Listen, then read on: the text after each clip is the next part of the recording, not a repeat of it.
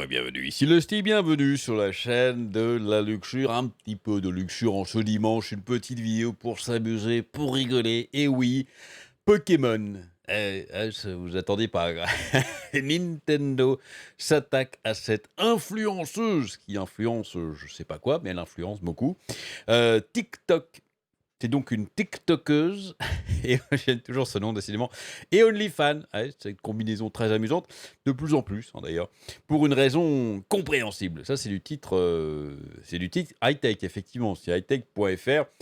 Nintendo est particulièrement protecteur de ses licences. Toutes les compagnies sont protectrices de leurs licences, hein, toutes les compagnies absolument, parce que dès qu'il y a quelqu'un qui veut essayer de se faire du pognon sur leur dos, en général, ils rameutent leur équipe d'avocats, disant, mon gars, des fois ça va très très loin, des fois ça va trop loin. Là, on va voir que non. Là, c'est plutôt cette personne ici, hein, qui était dont on masque à moitié le visage, je ne sais pas pourquoi, qui était complètement naïve et qui a, bon, on va voir ce qu'il sait. On va voir de quoi il retourne. Comme une mère poule défendant ses œufs. Qui est ce journaliste Gnome Wars? Je ne suis pas sûr de tes comparaisons, mais pourquoi pas. La firme Nippon part régulièrement à l'attaque de ceux qui essayent de commercialiser des produits dérivés à son insu ou qui publient des versions fan-made des jeux issus de ses licences. Ça, voilà, ça c'est par contre pour moi où je pense qu'ils vont un petit peu trop loin, dans le sens où le jeu, là, ils auraient pu s'accorder avec le gars pour sortir le jeu, on va dire, peut-être sous licence, je sais pas, il y aurait pu avoir un accord, au lieu de, le mec a passé énormément de temps, c'est des gros fans qui l'ont fait, il y a plein de gens qui sont éclatés sur le jeu. Je pense qu'il y aurait pu avoir un petit accord. Bon, ça c'est différent. Dernièrement, c'est vers une influenceuse TikTok détentrice d'un OnlyFans que l'attention de Nintendo s'est portée. Oui, alors cette personne donc est détentrice d'un OnlyFans sur lequel, comme dans beaucoup de comptes OnlyFans, il y a du contenu très très chaud, très très olé olé, qui est relativement disponible hors de OnlyFans, hein, je le dis pour ceux qui voudraient rechercher, hein, qui comme moi aiment bien aller au fond des choses, faire des recherches très profondes. Donc certaines de ces vidéos sont disponibles. Et on peut voir que, à l'instar de son jeu préféré Pokémon, eh bien, elle aime bien jouer avec des Pokéballs, mais qui sont pas Poké. Elle joue juste avec des balls. Enfin, bref, vous verrez bien. Une tentative de marque déposée qui ne passe pas, connue sous le nom de Poké Princess, Poké Princess, on va dire, hein. Sur la toile, la jeune femme qui comptabilise plus de 1,9 million d'abonnés sur TikTok a récemment été contactée par Nintendo. Moi aussi, j'aimerais bien avoir 1,9 million d'abonnés. Pas sur TikTok, je m'en fous un petit peu de TikTok. Et pour cause, cette dernière tentait de faire de son pseudo une marque déposée. Poké Princess, ouais, ça passe pas. Il faut Le problème, c'est que tant qu'elle aurait gardé ce nom, pour faire son contenu, en fait, Nintendo s'en fout. C'est-à-dire que si moi, par exemple, je me mets à faire des films porno avec le pseudo, Cancoyote69, il y a très peu de chances que le conglomérat des fabricants de Cancoyote vienne m'embêter. Par contre, si j'essaye de déposer la marque en tant que boîte de production de films de boules, Cancoyote, là, ils vont pas apprécier. Là, c'est vrai, il va y avoir un truc qui va gêner. À moins peut-être qu'ils me sponsorisent, hein, on sait jamais. S'il y a des les gens qui fabriquent de la cancoyote, j'adore la cancoyote. Ça me manque, j'en trouve pas ici aux US, de la bonne, attention, de la franc-comtoise, je veux dire, j'entends bien. Voilà, bref. Blablabla. Et pour cause, cette dernière tentait de faire de son pseudo une marque déposée. Le géant nippon, ni mauvais, a rapidement été alerté et a pris contact avec la jeune femme pour lui faire changer de pseudo, lui expliquant au passage que sa tentative enfreignait leur marque déposée. Outre son pseudonyme, la jeune femme, désormais connue sous le nom de Digital Princess, ça va pas poser de problème, a dû rembourser tous les gains enregistrés en lien avec la vente de produits dérivés, sur lesquels on retrouve évidemment plusieurs assets de Pokémon. Alors non seulement elle essayait de faire de son nom une marque déposée, mais en plus elle vendait elle vendait des produits divers Pokémon ainsi que des Pokéballs. Ils sont visibles. Alors des vrais Pokéballs, hein, pas des trucs pour vidéo pour adultes, hein. Des produits non officiels que Nintendo a souhaité voir disparaître. Mais si Nintendo a été aussi sévère avec la jeune femme, c'est notamment parce que cette dernière possède un compte OnlyFans qui, rappelons-le, est un service en ligne d'hébergement de contenu photos et vidéos pour adultes.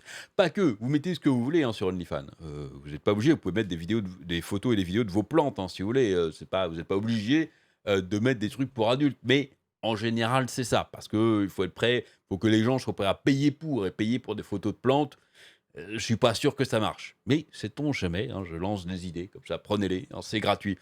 Nintendo ne souhaite pas que les gens pensent que je suis d'une manière ou d'une autre affilié avec eux ou dans un partenariat avec eux. Oui, il faut savoir qu'elle a fait plein de vidéos, hein, sur le sujet, du coup, je pense qu'elle va essayer de récupérer pas mal de pognon en faisant des vidéos sur le sujet.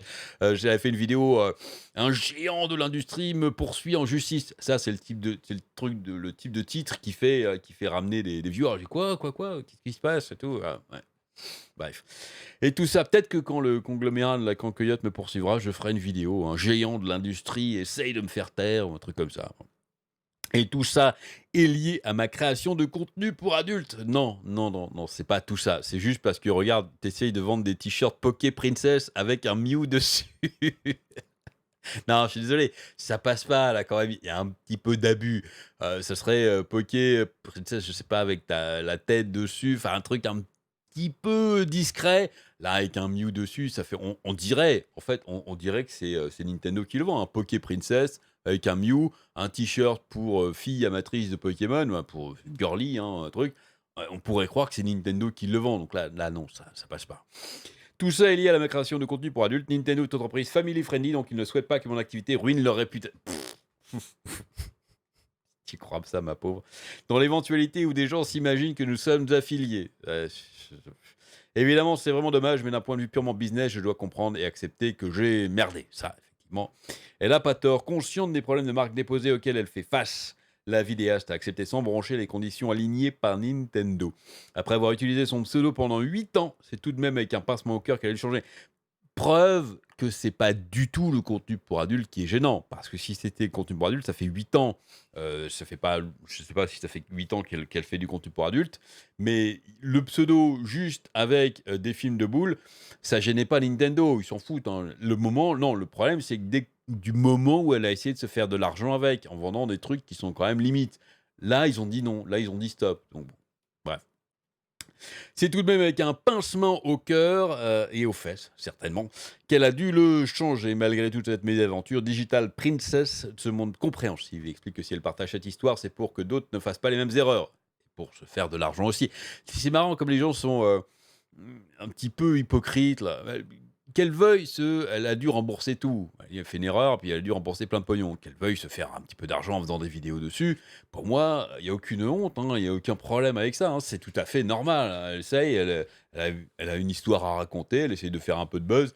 C'est le jeu, hein, c'est le jeu de réseaux sociaux, voilà. Juste pour dire que c'est purement pour aider les autres, pour pas faire les mêmes erreurs, hein, non. Parce que franchement, des gens qui seraient prêts à faire ce genre de t-shirt, il y en a pas beaucoup, hein. Aller sur les plates-bandes de Nintendo ou d'autres compagnies comme ça, il y a des gens qui vont dire: «Non, là, moi, je vais pas abuser, je vais avoir des problèmes». Donc bon.